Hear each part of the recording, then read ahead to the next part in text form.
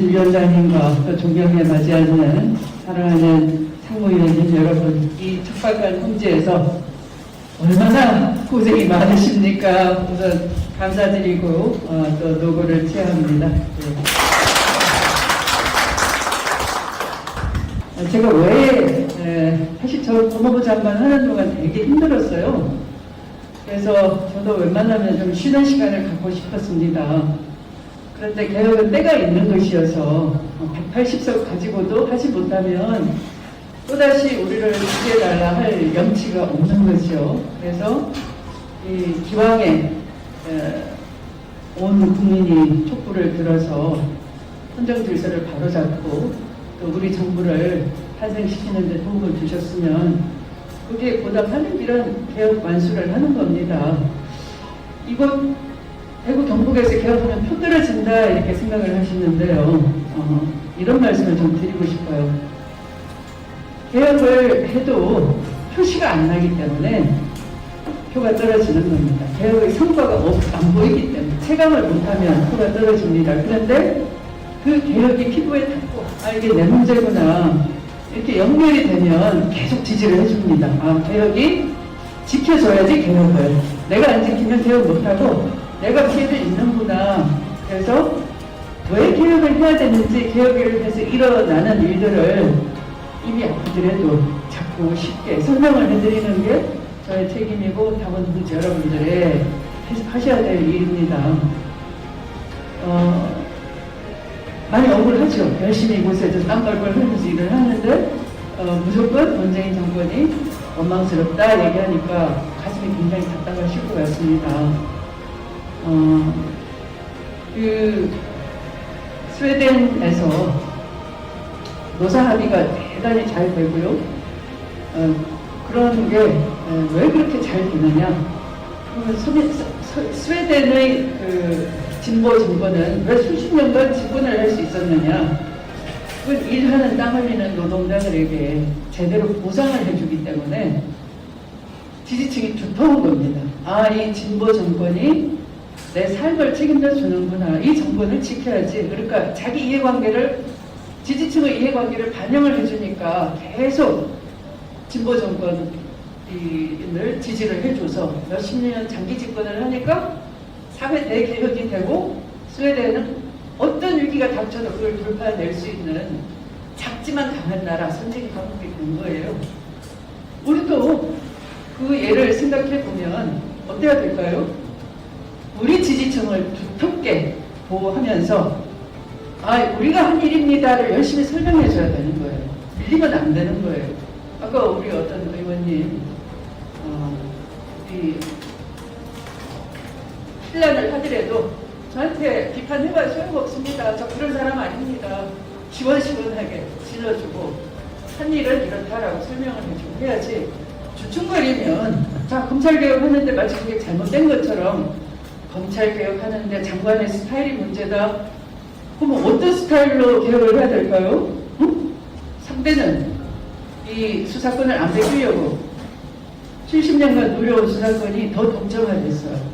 이 과거에 있던 국정원도 힘을 빼고 기무사도 힘을 빼고 나니까 그 모든 걸 양도받아가지고 더 많이 할 수 있게 됐어요. 알짜만 수사권을 검찰에 나눠줘도 그거 원래 쳐다보지도 않던 작사건들이었어요.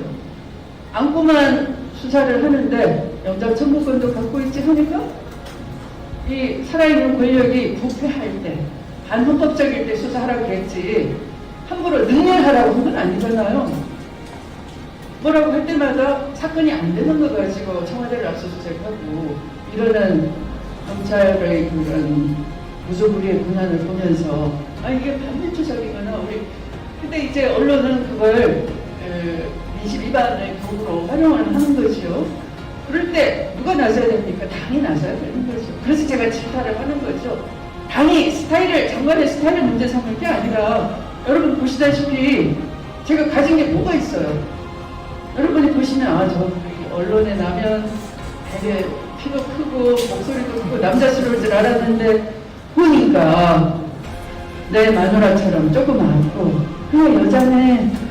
근데 왜 당이 힘을 안 받쳐줄까? 그게 답답한 거예요. 할 일을 야무지게 할 때, 국민들이, 저거는 우리 국민을 안 다치게 하려고 저렇게 개혁하려고 하는 거다. 저 세력을 우리가 도와야 되겠구나. 국민 마음에 불을 질러야 되는 거예요. 국민 마음에 불을 질렀을 때가 언제예요? 바로 그 촛불 들고 나왔을 때예요. 더 이상 못 참겠다.